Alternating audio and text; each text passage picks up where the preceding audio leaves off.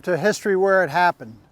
Today we're in Dellwood Cemetery in Manchester Village, Vermont.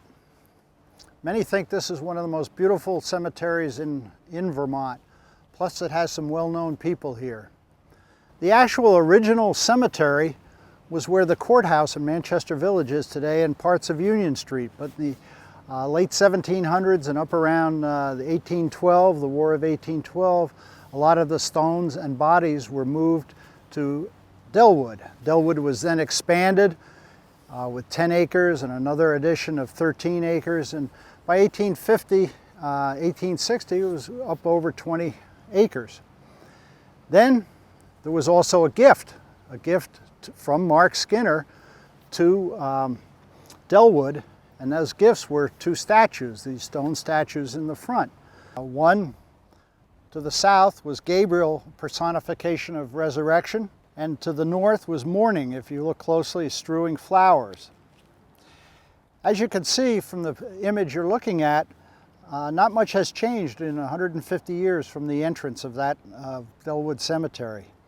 In the late 1800s, a superintendent's cottage was built to the south. As we pan, you can see the cottage as it exists today. It is undergoing some renovations, but the basic stone is being preserved.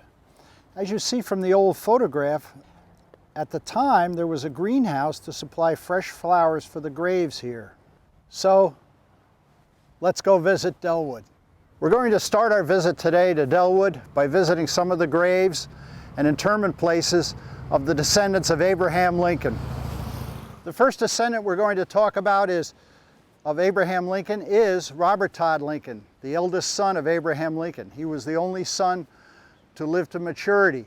Robert Todd Lincoln built his family home here in Manchester and moved in 1905. In 1926 he died at the age of 82. And right after his funeral, which was held at Hildene, which is just down the road here, he was interred in this vault, and this vault has become known as the Maxwell Vault. He was interred here for about 40 months, and then he was transferred down to Arlington National Cemetery. We have a stereograph image of this same vault taken about 100 years ago from up on the ridge, which we thought you might be interested in. Obviously, one of the main questions people ask is, why was he transferred from this vault down to Arlington National Cemetery when his father, Abraham Lincoln, was buried in Springfield, Illinois? He wanted to be buried in Springfield, Illinois, and his wife wanted him to be buried in Springfield, Illinois. Well, his wife changed her mind. She said Robert Todd Lincoln had been Secretary of War. He had been Minister to the Court of St. James, which is the predecessor to Ambassador to England. He'd been President and Chairman of the Pullman Company for over 20 years. So she said he had become a man in his own right. So 4 months after he was interred here, he was transferred down to the Washington area and then put into his final resting place, a tomb in Arlington National Cemetery. And it's also interesting because that tomb is very close to John F. Kennedy's tomb. Robert Todd Lincoln himself, to show the irony, had been associated with 3 assassinations, and his final resting place in Arlington was very close to another president who had been assassinated. We're now at the grave site of Jessie Lincoln Randolph. Jessie was the youngest daughter of Robert Todd Lincoln. She was the granddaughter of Abraham Lincoln. Jessie married Warren Beckwith of Iowa. They had 2 children. One of those was Peggy Lincoln Beckwith. Peggy was the last inhabitant of Hildene, which is just down the road here. We're right in front of the Hildene Road. Jessie was the last inhabitant of Hildene, and she died in 1975 up in Rutland. Her ashes were scattered throughout, or not throughout, but they were scattered on the Hildene property. Peggy was very outdoors oriented. She had 2 biplanes, I think might have even been 3 biplanes, and she was very active. And some of that hangar that you see, the remnants of it, are still visible down in Hildene Meadowlands. Now let's get back to Jessie. Jessie herself never actually inherited Hildene. She went on to marry 2 more times, so her full name should be Jessie Lincoln Beckwith Johnson Randolph. There are 2 legacies at Hildene. If you visit Hildene, you will see one is a 1928 Franklin car. It's red. They put it out in the front of Hildene during the summer. And she used that to drive up with her husband from their property in Virginia, from the Washington area. The second legacy, which is spectacular, is the garden, the main garden in the back of Hildene. And that was designed by Jessie as a gift to her parents. And as you can see, and we're starting to see, is the family values here come through. Here's Jessie, who came back and is buried right here near Hildene in her father's family home. Well, we just visited Jessie Lincoln's grave. Jessie had a sister, Mary Lincoln, who married Charles Isham. Charles Isham and Mary Lincoln had a son, Lincoln Isham. It was actually Abraham Lincoln Isham, and they called him Link by most people. Well, we've arrived at the gravesite of Abraham Lincoln Isham, as I mentioned. Most people called him Link. His mother, Mary Lincoln Isham, owned the 1811 house. Actually, Link spent considerable time there. Link, by all accounts, was an affable person, and as you can see by this image of him with his friend Walter Hard, which was taken in about 1930, he's got a nice smile. He was a very likable person. He actually volunteered at the Dorset Field Club because he owned a house at the corner of Nichols Hill Road and Dorset West Road. Lincoln, therefore, would be Robert Todd Lincoln's grandson and Abraham Lincoln's great-grandson. And right next to his grave, of course, is his wife, and I have trouble pronouncing it, Leah Alma, who died in 1960. Link died in 1971 at the age of 79. Link did not have any children of his own. Leah, his wife, had a child by a previous marriage. Before we leave the Lincoln plots here, I do have one thing I wanted to show you that you might be interested in. This is the gravesite of Frederick Towers. Frederick Towers was Robert Todd Lincoln's secretary. He was also an attorney. And later in life, around 1926, 24, he was very active with Robert Todd Lincoln. His wife is buried here. If you visit Hildene, his office is still visible next to the library. They enclosed it. It used to be a porch. But just in summary, the Lincolns, 3 of the Lincolns have their final resting place here in Manchester. And when you see the expression or hear the expression, Lincoln, the Lincoln family home, it truly was, as people came back to Manchester and southern Vermont to have their final resting place here. Even Robert Todd Lincoln himself was interred here for a short time, as we talked about. We're now at the family plot area of Edward S. Isham. Edward Isham was born in Bennington, Vermont in 1836. He became the law partner of Robert Todd Lincoln. They formed the law firm in Chicago of Isham, Lincoln, and Beale, one of the most famous law firms in the United States. Edward S. Isham also owned property here in Manchester, even though his family was from Bennington. The property he owned is now the Inn at Ormsby Hill. But the date of his death is very important, 1902, because when he died, his friend, Robert Todd Lincoln, who didn't want to buy the land when he was alive, or wanted to, and he wouldn't sell it, he bought the 500 acres for Hildene from the estate of Edward S. Isham. Edward Isham had 3 children. One of them was Edward S. Isham Jr., although historians frustrate, they don't put Jr. down a lot of times, and it's hard to tell which Isham or which person you're talking about. The other 2 children are Pierpont Isham and Anne Elizabeth Isham. Notice the date on this tomb, April 15th, 1912. It also says lost at sea.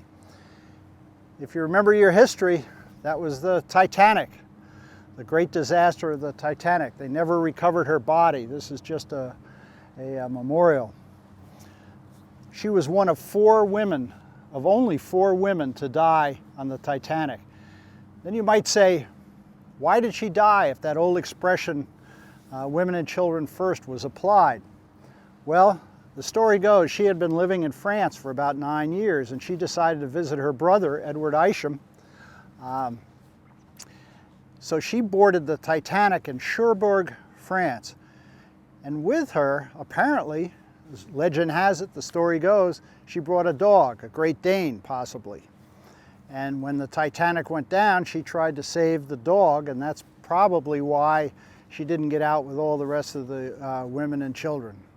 But this is the Isham plot. We're now at the Orvis family plot, and these are all Orvises around here. This is a stone of Levi Church Orvis. Levi Church Orvis was a successful merchant here in Manchester. Levi in 1832 built his house, which is now part of the Equinox Hotel. In fact, if you go in there, you'll see the stone which says L.C. Orvis, 1832 is when he built the house. Levi was actually responsible for all the marble sidewalks in Manchester. His wife was complaining or mentioned that it'd be nice to have marble down on the ground so dirt didn't get in her dress. Well, he put some marble down. Sure enough, like happens in America, the neighbors wanted the same and so on. And now in Manchester, there's over 4 miles of marble sidewalks, and we have to replace them with marble. Levi Church Orvis died in 1849. He had 2 sons. One of those sons was Franklin H. Orvis. Now let's go visit the grave of Franklin H. Orvis, who is just on the other side of the family plot here. We're now on the other side of the Orvis family plot. Levi is buried on the other side. Levi had 2 sons. The oldest son was Franklin Orvis. Franklin Orvis was actually Franklin Henry Orvis, and this is his actual plot here. Franklin Orvis learned the retail trade from his father, who, as I mentioned, had a store and a house in Manchester, which is now part of the Equinox. Franklin Orvis went out west to make his fortune or whatever, but he returned in 1849 when his father died, when Levi died, to help with the family. 4 years later, in 1853, he opened what is known today as the Equinox House by combining the store of his father and the house of his father, and that became the Equinox Hotel. Another reminder of Franklin Orvis is a lot of maps around. When you look at old Beers atlases and everything, history, you see a lot of land was owned by FHO. That was Franklin H. Orvis. Now, as I mentioned, he was the older son. Now we should go visit the younger son, Charles F. Orvis. We're now at the grave site of Charles F. Orvis. Charles F. Orvis, of course, was the younger brother of Franklin Orvis, and he actually spent a lot of time at the Equinox Hotel, which his brother had started. That's him on the right in the picture. It was actually in the Equinox Hotel where he started his fly fishing business, and over a period of time that grew into the first mail order company in the United States.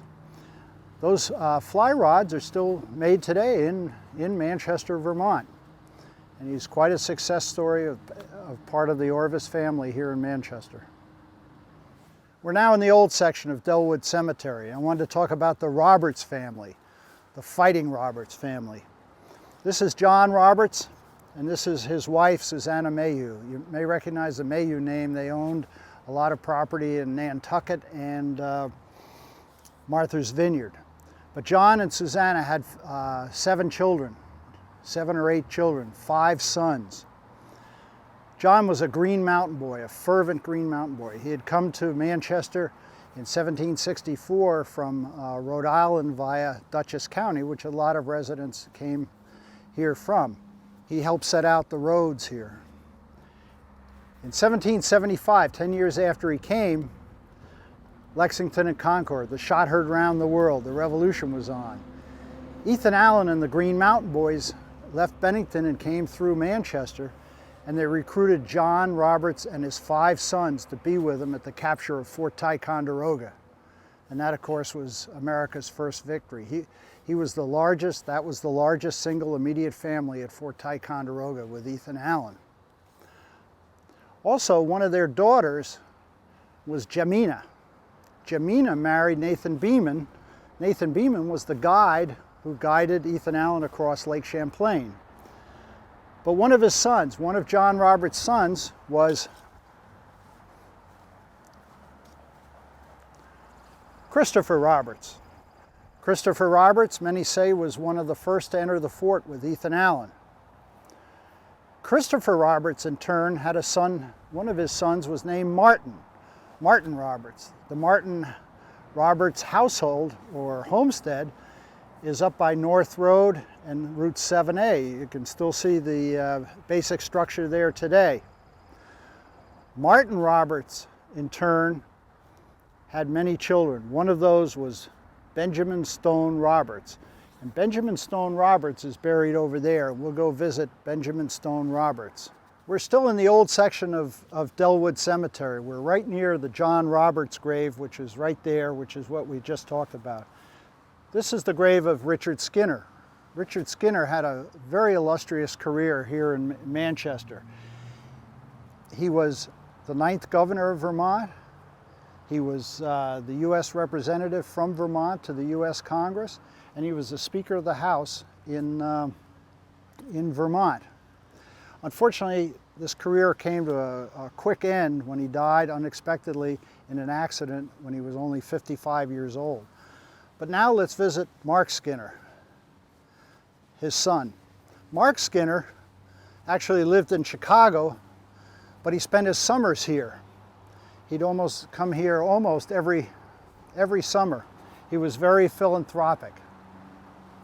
He was one of the original incorporators of the Chicago Historical Society. He was also a benefactor for the Chicago Library. And when you're speaking of being a benefactor, he was mainly responsible for the Dellwood Cemetery as you see it. He donated land here, he had an endowment here, and he donated the 2 statues that were out in the front that we saw. Mark died at the Equinox Hotel and is buried here.